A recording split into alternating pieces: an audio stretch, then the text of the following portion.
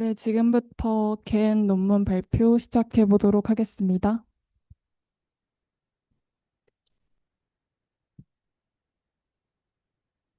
일단 목차는 다음과 같고요. 백그라운드에서는 일단 제너레이티브 모델에 대해서 먼저 간단히 설명을 드릴 예정이고요. 인트로덕션에서는 갠이 무엇인지 설명드리고, 그리고 어드버설 넷에는 이제 여기서 주요 사용하는 구조에 대해서 설명을 드릴 거고요.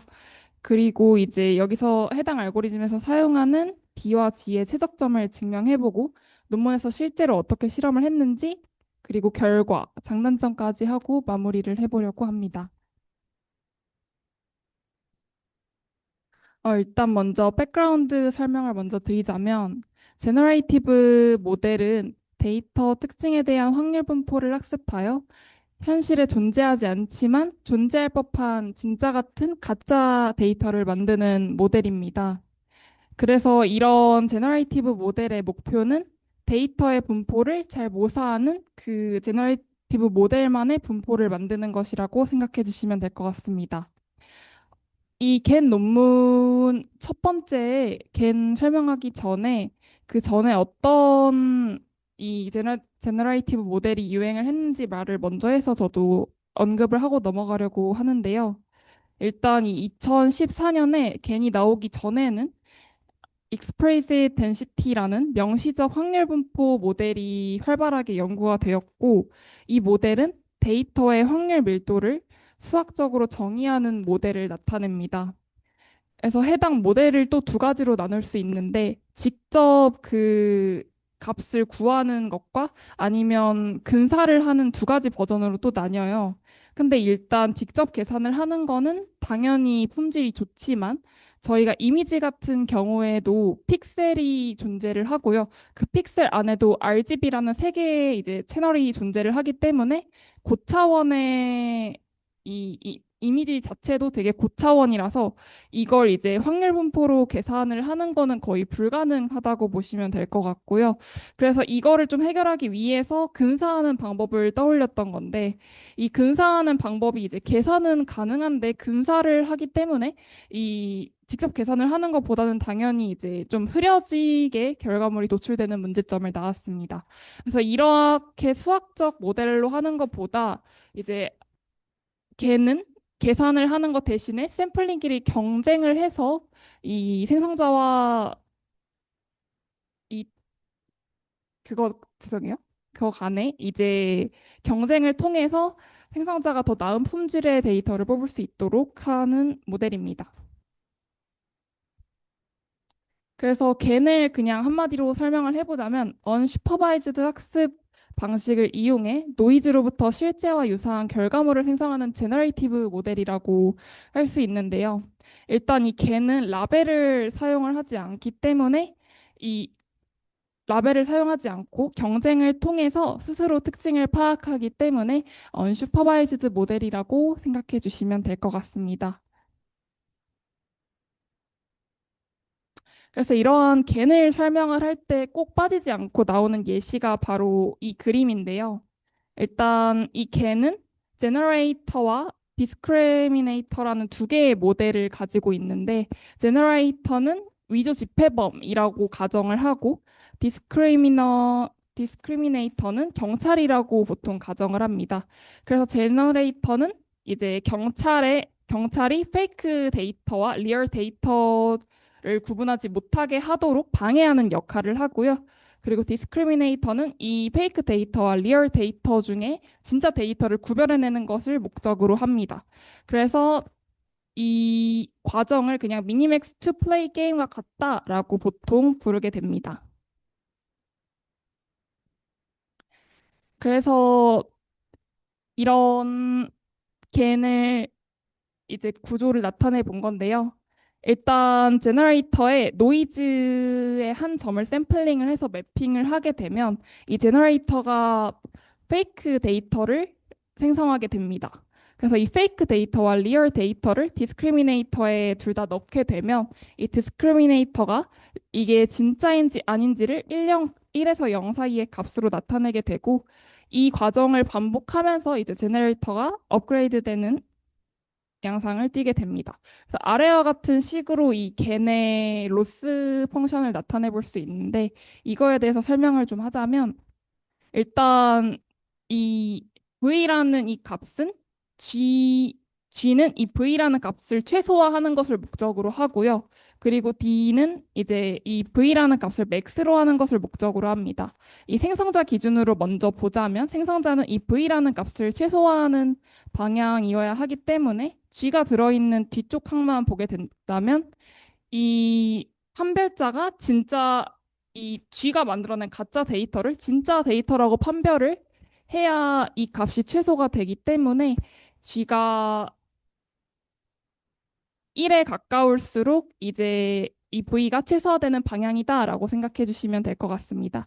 판별자 기준에서는 V를 최대화하는 방향으로 나타내야 되는데요. 이 판별자가 진짜를 진짜라고 먼저 판별을 해야겠죠. 그리고 가짜를 또 가짜라고 판별을 했을 때 이 값이 0이 되면서 D의 값, 이 V의 값이 최대화되는 방향으로 간다고 보시면 될 것 같습니다. 그래서 다음 그림으로 조금 한 번 더 설명을 드려볼까 하는데 일단 검정색은 원본 데이터의 분포이고요. 초록색은 생성 모델의 분포, 파란색은 판별 모델의 분포를 나타내고 있습니다. 처음에 이제 Z라는 저희 아까 보셨던 노이즈를 이제 맵 여기 X와 Z 선 사이에 생성기 이제 제너레이터가 있겠죠. 그래서 이 Z를 X로 매핑을 하게 되는데 여기서 이제 원본 데이터의 분포를 따라가지 않고 그냥 Z가 마구잡이로 이렇게 오른쪽으로 좀 치우쳐진 양상을 보이게 됩니다. 그래서 초반에는 당연히 제너레이터가 이 원본 데이터의 분포를 따라가지 못하는 모습을 보이게 되고요. 그 다음에 이제 둘 중에 이제 생성 모델을 고정을 해놓고 저희가 판별 모델을 먼저 업데이트를 하게 되는데 그렇게 해서 0과 1 사이의 값으로 이렇게 두 번째를 보시면 판별 모델의 분포를 업데이트한 걸 보실 수 있고 이 분포를 바탕으로 다시 이제 생성 모델의 분포를 업데이트해서 이제 그 제너레이터가 다시 이 양상을 썼을 때 이 가운데에 조금 더 모여진 것을 보실 수 있습니다. 그래서 1에서 3 과정을 반복을 해서 최종으로 나오게 되는 게 이제 4번 과정이고요. 이 과정을 통해서 이제 디스크리미네이터가 2분의 1 값을 갖게 되면 최적화가 됐다라고 보시면 될 것 같습니다. 그래서 이거에 관해서 수도 코드로 조금 알고리즘을 적어놨더라고요, 논문에서. 그래서 이것도 잠시 설명을 드리고 가자면 일단 저희 가짜 G가 만들어낸 데이터 그리고 실제 데이터 를 둘 다 미니 배치를 통해서 M개 샘플을 뽑아내게 됩니다. 그래서 이 M개 샘플에 대해서 일단 먼저 디스크리미네이터의 가중치를 업데이트를 하는데 이 디스크리미네이터는 경사상승법을 사용을 해서 최대화하는 값을 구하게 됩니다. 그래서 이렇게 디스크리미네이터를 K번 하게 되고 그 다음에 이제 G를 최소화하는 값으로 구해서 이걸 또 반복을 해서 아까 설명드렸다시피 계속 이 G를 업데이트해 나가는 방향으로 간다고 그냥 그렇게 생각을 해주시면 될 것 같습니다. 그래서 이제 이 논문에서 두 가지 가정에 대해서 수학적인 증명을 하고 들어가는데요. 일단 이 생성자 G가 고정이 되어 있을 때 최적의 판별자의 형태가 무엇인가에 대해서 먼저 가정을 합니다. 일단 이 맨 위에 있는 저 식이 나타내는 것은 일단 G가 고정되어 있을 때 뒤에 최적화된 값이 이 전체에 대해서 진짜 데이터의 확률일 것이다인데 이걸 이제 아래에서 증명을 해보자면 이 두 번째 항을 첫 번째 항이랑 이렇게 더하려고 이 두 번째 항을 이 x의 값과 관련된 값으로 이렇게 변환을 해준 거예요. 그래서 아래를 제가 조금 적어 왔는데 이 아까 저희가 봤을 때 이 맨 아래쪽에 있는 식을 저희가 지금 이렇게 적분 형태로 바꾼 거고요. 이 적분 형태로 바꾸는 건 이제 기대값이 이제 나올 수 있는 값 곱하기 확률로도 표현이 가능하기 때문에 이렇게 기대값을 적분으로 저희가 치환을 했습니다. 그래서 이렇게 치환한 값을 일단 적었고요. 그 아래 값은 이제 Z를 샘플링해서 이제 그 Z에 대한 제너레이터가 만드는 그 데이터나 아니면 이 제너레이터의 분포에 따라서 x를 만드는 것이 똑같기 때문에 이걸 이제 x에 관한 걸로 치환을 해서 이 두 개를 더해줬습니다.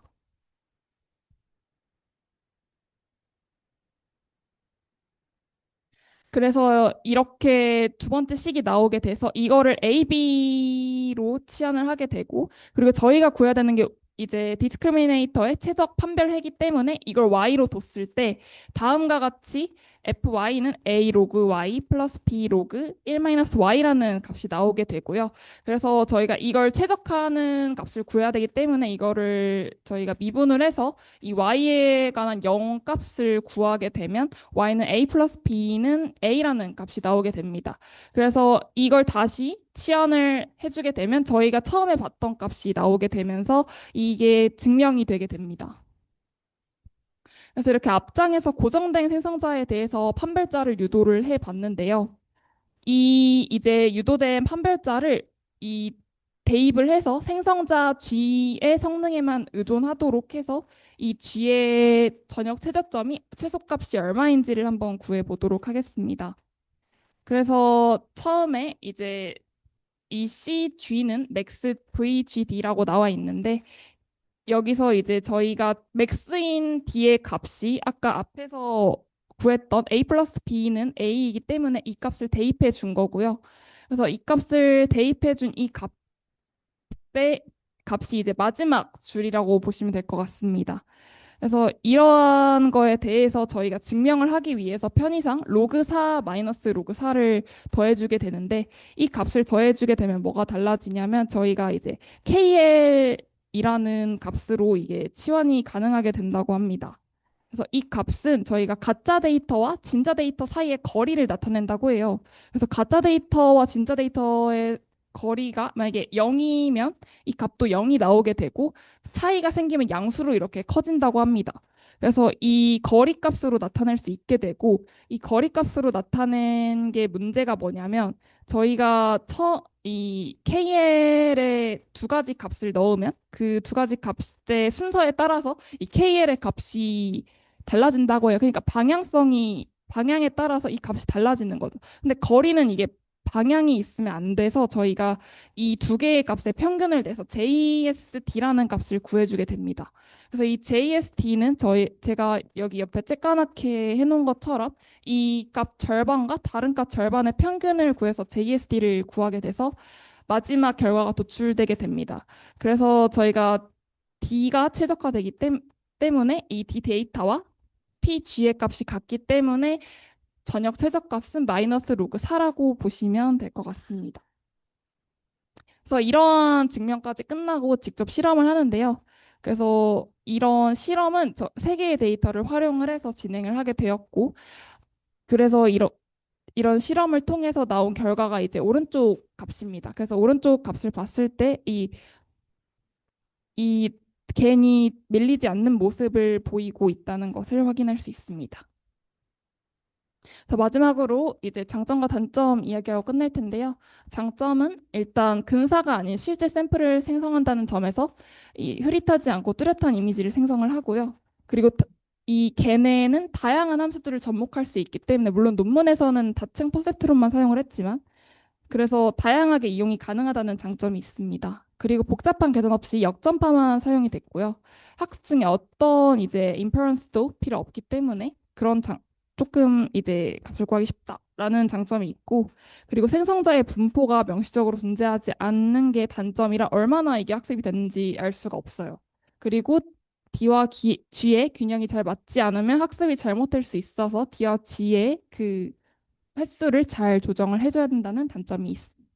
네, 이상 마치겠습니다.